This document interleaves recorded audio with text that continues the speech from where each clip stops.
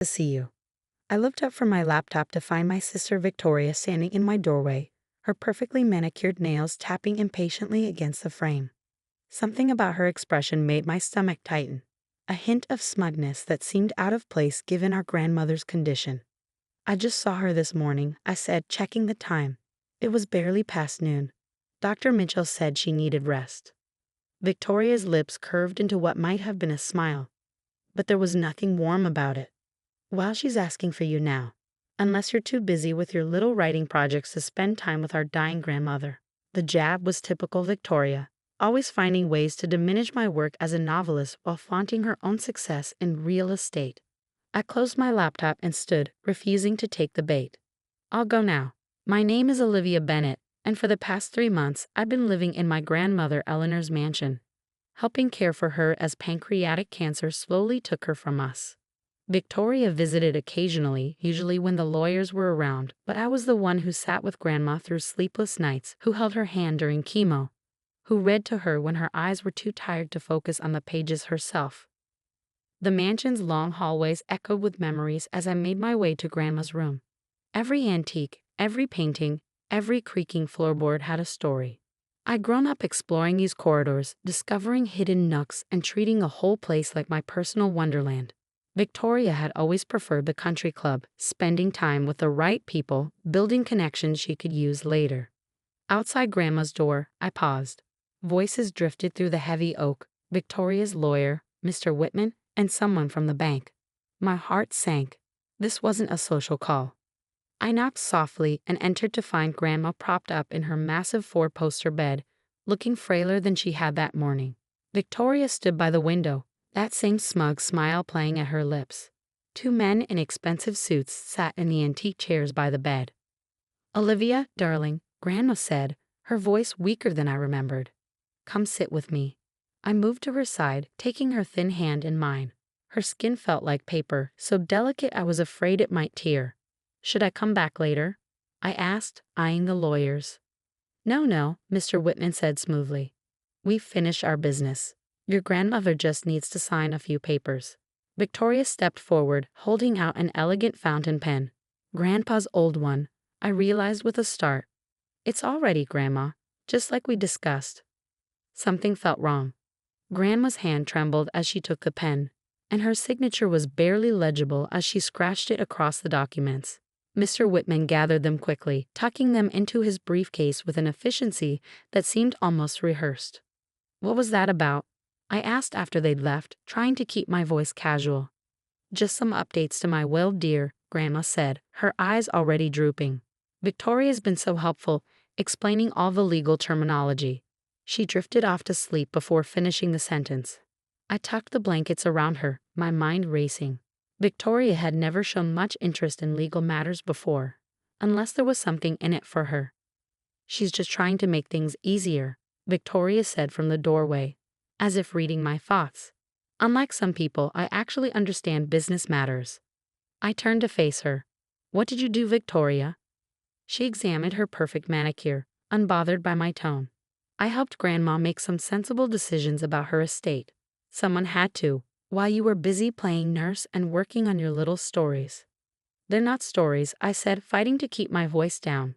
"I'm a published author. My last book was nominated for—" Yes, some literary award nobody's heard of." She waved her hand dismissively. "Meanwhile, I've tripled my real estate portfolio this year alone. I know how to manage wealth, Olivia. How to make it grow. Grandma understands that." Before I could respond, Grandma stirred in her sleep, making a small sound of distress. I hurried back to her side, adjusting her pillows and checking her pain medication levels. By the time I looked up again, Victoria was gone. That night, unable to sleep, I wandered the mansion's dark halls. The place felt different after sunset, more mysterious, as if the antiques and artwork were trying to tell me something. I found myself in Grandma's library, a vast room lined with leather-bound books and family photographs. A picture on her desk caught my eye, me at my college graduation, standing between Grandma and Grandpa. His proud smile, Grandma's elegant pose, my own face beaming with possibility. Grandpa had passed away 2 years later, leaving Grandma to manage their considerable fortune alone. She'd done more than manage it. Eleanor Bennett was a force of nature, turning my grandfather's successful manufacturing business into a diverse empire of investments and real estate. Victoria liked to brag about her business acumen, but she learned everything she knew from Grandma. Movement in the hallway made me freeze. Victoria's voice drifted through the door, speaking in hushed tones on her phone. It's done. No, she has no idea. The old woman signed everything today. Trust me, by this time next month, it'll all be mine. My blood ran cold. The smugness, the lawyers, the mysterious documents, it all made sense now. Victoria had somehow convinced Grandma to change her will, probably taking advantage of the confusion caused by her medication. I wanted to confront her immediately, to wake Grandma and demand answers, but I knew that in her weakened state, any confrontation could be dangerous for her. I needed to be smart about this to figure out exactly what Victoria had done before making my move. The next morning, I called the one person who might be able to help. Mark Sullivan, my best friend since college and now a junior partner at a law firm across town. A new will? He said when I explained my suspicions. That's tricky, Liv. She was competent when she signed it. She's on heavy pain medication, I argued. Victoria must have caught her during a lucid moment, but you know how the drugs affect her judgment. Mark sighed. Look, I can make some discreet inquiries. But unless we can prove undue influence or lack of capacity, there might not be much we can do. I spent the next few weeks gathering evidence while continuing to care for Grandma. Her decline accelerated, and soon she was sleeping most of the day. Victoria visited more frequently now, always with documents for Grandma to sign, always when she was most heavily medicated. I documented everything: dates, times, medications, who was present. I took photos of the pill bottles, noted Grandma's mental state, recorded conversations when I could, but it felt like trying to hold back the tide with a paper cup. One afternoon, I was helping Grandma sort through some old photographs when she suddenly gripped my hand with surprising strength. The blue room, she whispered, her eyes intense, behind the painting of the lighthouse. Remember. Before I could ask what she meant, Victoria swept in with another lawyer in tow. Grandma, Mr. Patterson is here about those property transfers we discussed. I was ushered out of the room, Grandma's cryptic message echoing in my mind. The blue room had been her private study, a place where even Victoria and I weren't allowed to play as children. And the lighthouse painting, I remembered it hanging above an antique writing desk, one of Grandma's favorite pieces. That night, after everyone else had gone to bed, I slipped into the blue room. Moonlight filtered through the tall windows, casting strange shadows on the walls. The lighthouse painting hung exactly where I remembered, its pale beam seeming to wink at me in the darkness. I reached for the frame, my heart pounding. It swung away from the wall easily, revealing a small wall safe behind it. But without the combination, it was useless. I tried a few meaningful dates. Grandma's birthday, the day she married Grandpa, the year the company was founded. Nothing worked. A noise in the hallway sent me scrambling back to my room, the safe's contents remaining a mystery. The next day, Grandma took a turn for the worse. The hospice nurse increased her medication, and she drifted in and out of consciousness. Victoria practically moved into the mansion, bringing an endless parade of lawyers and bankers through Grandma's room. I kept trying to get a moment alone with Grandma to ask about the safe, but Victoria was always there, hovering, controlling access like a jealous guard dog. 2 weeks later, Grandma Eleanor Bennett passed away quietly in her sleep. I was holding her hand when it happened, reading to her from her favorite Jane Austen novel. Victoria was at a business lunch. The funeral was exactly the kind of elaborate affair Victoria loved. Hundreds of guests, expensive flowers, catered reception at the country club. I sat in the front row, numb with grief, while Victoria worked the crowd like a politician at a fundraiser. Such a tragedy, I overheard her telling someone. But at least everything's been properly arranged. The estate will be in capable hands. The will reading was scheduled for the following Monday. As I drove to the lawyer's office, I couldn't shake the feeling that I was walking into a trap. Victoria's new Mercedes was already parked outside, gleaming in the morning sun like a well-polished threat. Mr. Whitman's office was all dark wood and leather, the kind of place that reeked of old money and quiet power. Victoria sat in one of the visitor chairs, wearing a black dress that probably cost more than I made in 3 months as a writer. "Shall we begin?" Mr. Whitman asked, adjusting his wire-rimmed glasses. What happened next felt like watching a car crash in slow motion. The new will, signed just weeks before Grandma's death, left everything: the mansion, the business interests, the investments, everything to Victoria. My inheritance had been reduced to a small trust fund that would pay out a modest monthly stipend. "Are you sure this is right?" I asked, my voice sounding distant to my own ears. Grandma always said she wanted to split things equally. "The previous will was revoked," Mr. Whitman said smoothly. "Your grandmother was very clear about her final wishes." Victoria stood, gathering her designer purse. "Well, I should get started. There's so much to manage." She paused by my chair, her smile sharp as a razor. "Don't worry, little sister. I'll let you keep your room in the mansion. For now, though you might want to start looking for a small apartment, something more appropriate to your means." I sat there long after they'd left, staring at the copy of the will in my hands. Everything we'd grown up believing, all of Grandma's promises about preserving the family legacy for both of us, gone with a few strokes of a pen. But as I drove back to the mansion, no longer my home, I realized with a fresh wave of pain. I remembered Grandma's last cryptic message. The blue room. The lighthouse painting. She'd been trying to tell me something. That night, I waited until Victoria retired to the master suite. She'd already moved into Grandma's room before making my way to the blue room. The lighthouse painting watched as I once again tried to crack the safe's combination. Just as I was about to give up, a memory surfaced. Grandma teaching me to play chess when I was 7, telling me that sometimes the best move isn't the most obvious one. On a hunch, I tried the chess notation for her favorite opening move, E4. The safe clicked open. Inside was a single envelope, my name written in Grandma's elegant handwriting. My hands shook as I opened it, and what I found inside would change everything. But I didn't know that yet. All I knew was that the game wasn't over, it was just beginning. My hands trembled as I unfolded the contents of Grandma's envelope. Inside I found a letter, a small brass key, and what looked like a bank statement from the Cayman Islands. "My dearest Olivia," the letter began in Grandma's familiar elegant script. "If you're reading this, then 2 things have happened. I'm no longer with you, and Victoria has shown her true colors. I've watched her manipulate and scheme her way through life, always taking the easy path, never understanding the true value of what we built. But you, my darling girl, you have your grandfather's heart and my mind, a dangerous combination." I sank into Grandma's old leather chair, my heart pounding as I continued reading. "The key enclosed opens a safety deposit box at First National Bank, box number 2247.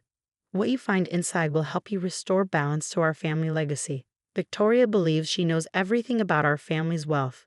But your grandfather and I were smarter than that. We never kept all our eggs in one basket." The bank statement showed a balance that made my eyes widen. Over $50 million in an offshore account completely separate from the family's known assets. "But be careful, my dear," the letter continued. "Victoria is more dangerous than you know. The night your grandfather died wasn't the peaceful passing everyone believes it to be. I've spent years gathering evidence, protecting you both while trying to understand the truth. Now that burden passes to you." I nearly dropped the letter. Was Grandma suggesting that Victoria had something to do with Grandpa's death? The implications were staggering.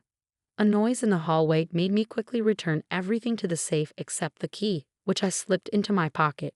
Just in time, Victoria appeared in the doorway, wearing silk pajamas that probably cost more than my car. "What are you doing in here?" she demanded, eyes narrowing. "Just remembering," I said, forcing my voice to stay steady. This was always Grandma's favorite room. "Well, it's my house now," she said, walking in and running her hand possessively along the antique desk. "And I'm thinking of renovating. All these old things, they're so dated." I watched her examine the lighthouse painting, my heart racing. Did she know about the safe behind it? But she just wrinkled her nose and moved on. "You should start packing," she added casually. "I'm having the house redecorated next week, and your room needs to be cleared out." The will said I could stay. "The will gives me full control of the property," she cut in, her smile sharp. "And I'm exercising that control. You have until Friday." After she left, I sat in the darkness for a long time, thinking about Grandma's letter. If what she suggested was true, my sister wasn't just greedy. She was dangerous. The next morning, I called Mark. "I need your help," I said when he picked up. "What do you know about Cayman Islands banking laws?" Enough to know I should pretend you didn't ask me that, he replied. What's going on, Liv? We met at a small cafe far from the mansion, where I showed him copies I'd made of the documents from the safe. His eyes widened as he read. This is significant, he said finally. If these accounts exist, they were never included in the estate inventory.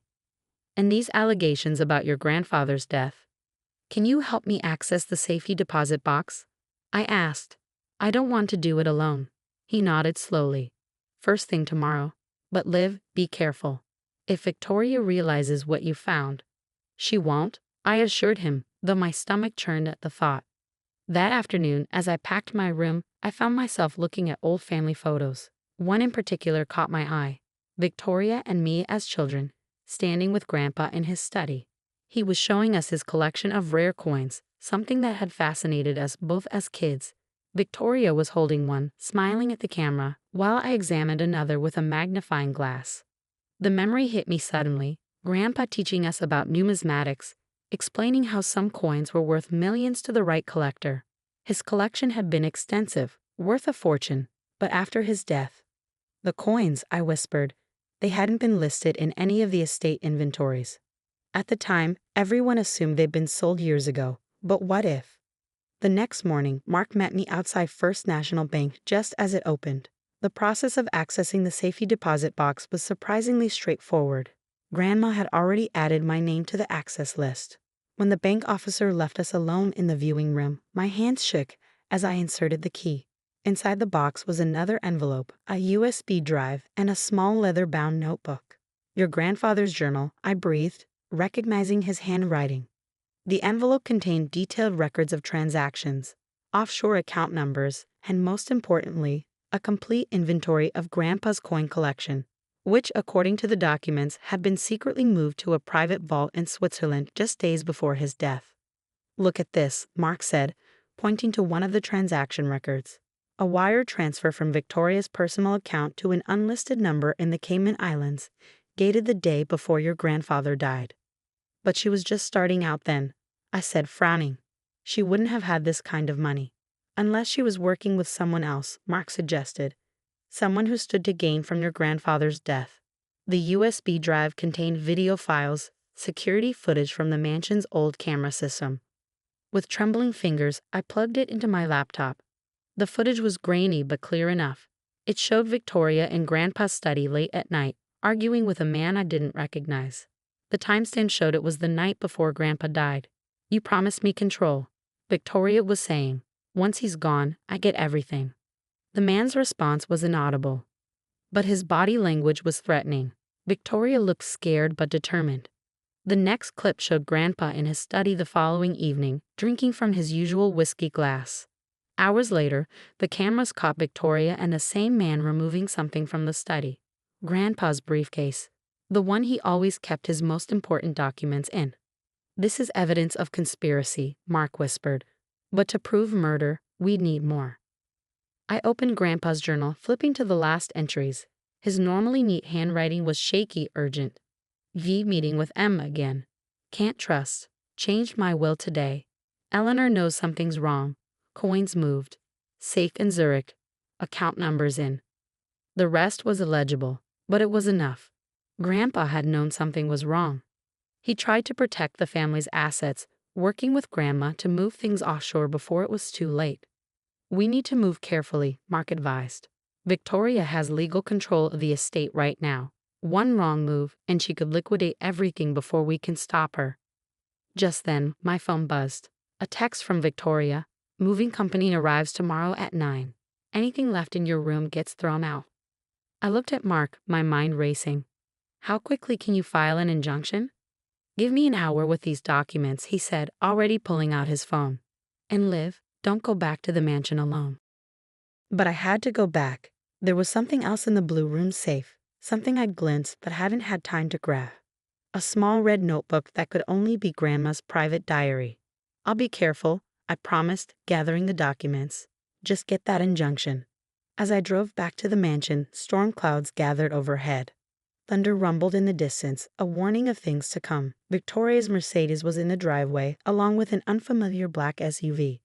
I let myself in quietly, making my way to the blue room.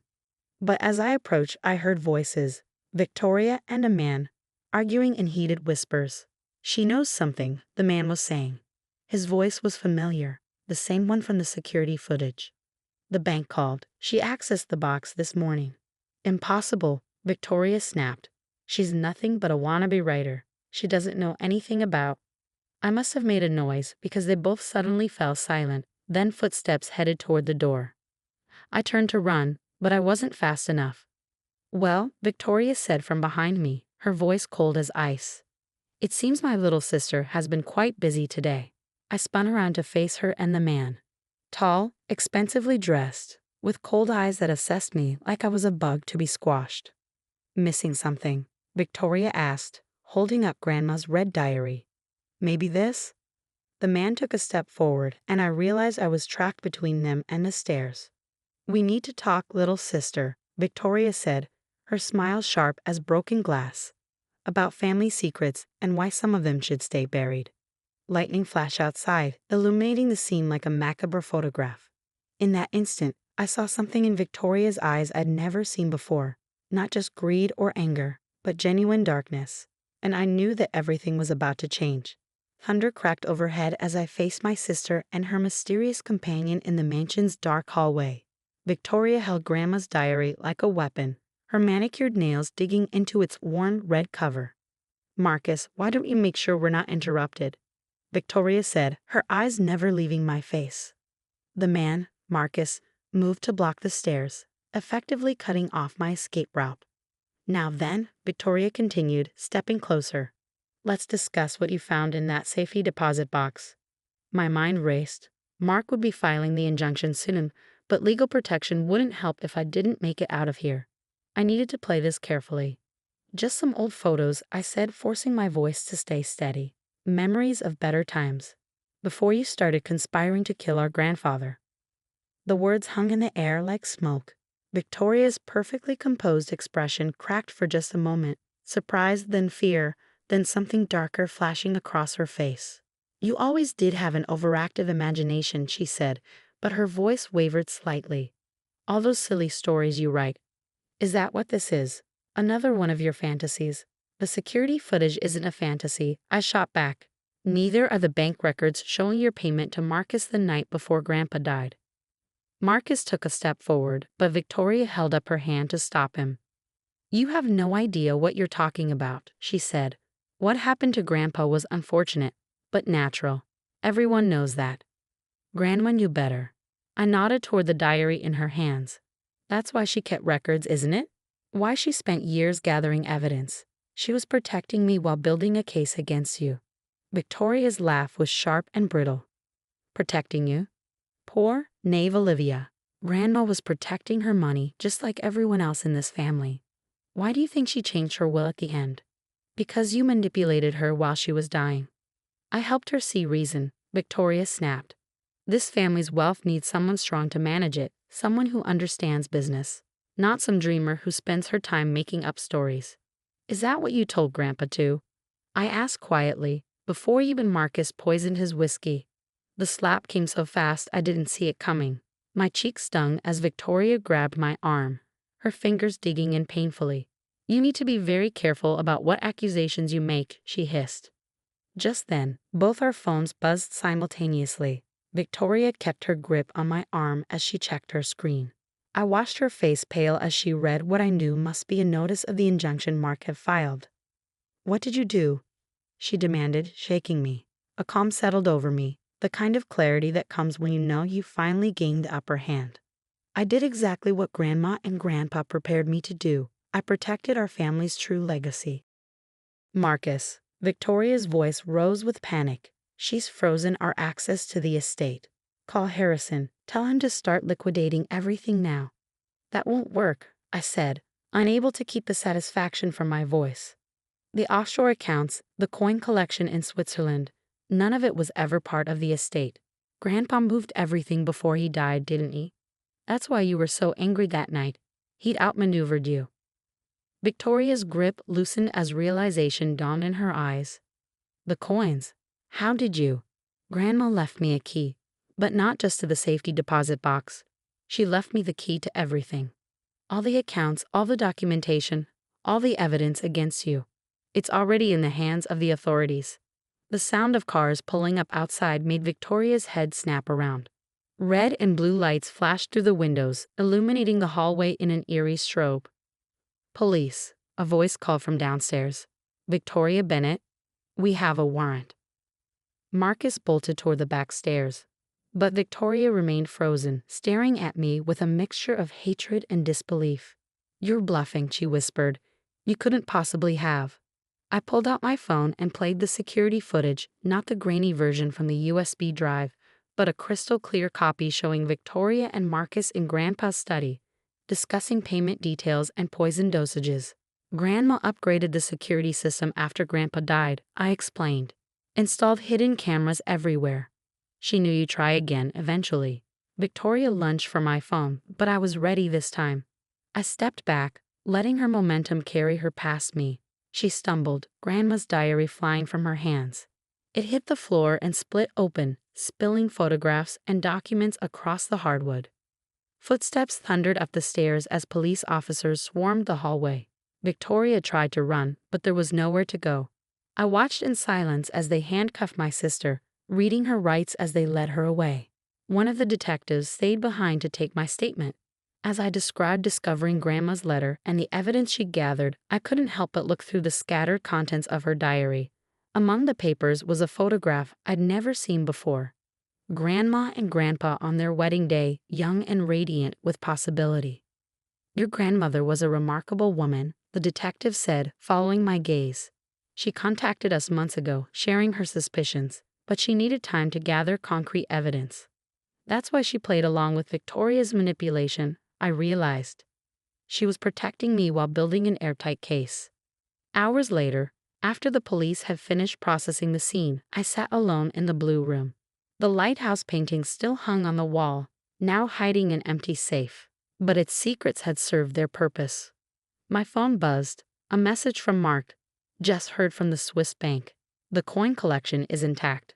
Estimated value, $75 million. Call me when you can." I leaned back in Grandma's chair, emotion washing over me in waves. Victoria and Marcus were in custody, along with several co-conspirators including Mr. Whitman, who had helped orchestrate the fake will changes. The family's true assets were secure, and more importantly, Grandpa would finally have justice. A soft knock at the door made me look up. Anna, our housekeeper of 20 years, stood there with tears in her eyes. "Miss Olivia," she said, I should have told you sooner. The night your grandfather died, I saw." I stood and took her hands in mine. "It's okay, Anna. We know everything now." She nodded, squeezing my hands. "Your grandmother was so proud of you. She knew you'd be the one to make things right." As if to emphasize her words, I noticed something carved into the arm of Grandma's chair, tiny letters worn smooth by years of use. "Truth prevails." Over the next few weeks, the full story emerged. Victoria had partnered with Marcus, a corrupt investment banker, to gain control of the family fortune. They'd started with Grandpa, thinking his death would leave everything vulnerable. But Grandpa had suspected something was wrong and had taken steps to protect his legacy. Grandma had carried on his work, carefully documenting Victoria's crimes while appearing to be a helpless victim. She'd known my sister would try to take advantage of her illness, and she used that assumption to lay a perfect trap. The investigation uncovered other victims, wealthy families whose fortunes had mysteriously disappeared after dealing with Marcus's investment firm. Victoria had been his inside connection to high society, helping him identify targets while building her own real estate empire on stolen money. I donated most of Grandpa's coin collection to museums, keeping just a few special pieces he'd shown me as a child. The offshore accounts were restructured into a charitable foundation, funding arts education and literacy programs, causes that would have made Grandma smile. The mansion felt different now, lighter somehow. I kept most of the antiques but opened up the dark rooms, letting in sun and fresh air. The blue room became my writing study, the lighthouse painting still keeping watch over its empty safe. One evening, about 6 months after Victoria's arrest, I found myself looking through old family albums. There was a picture of all of us, Grandma, Grandpa, Victoria, and me, taken at my high school graduation. Everyone was smiling, looking like the perfect family. Appearances can be deceiving, Grandma had always said. But the truth has a way of coming out.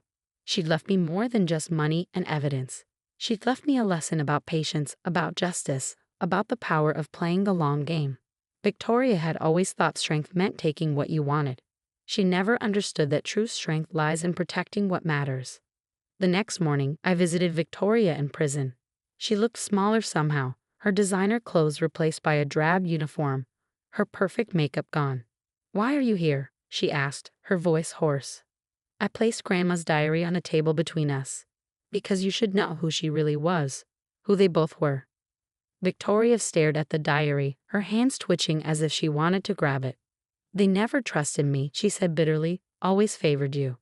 "They trusted both of us," I corrected. "You're the one who betrayed that trust."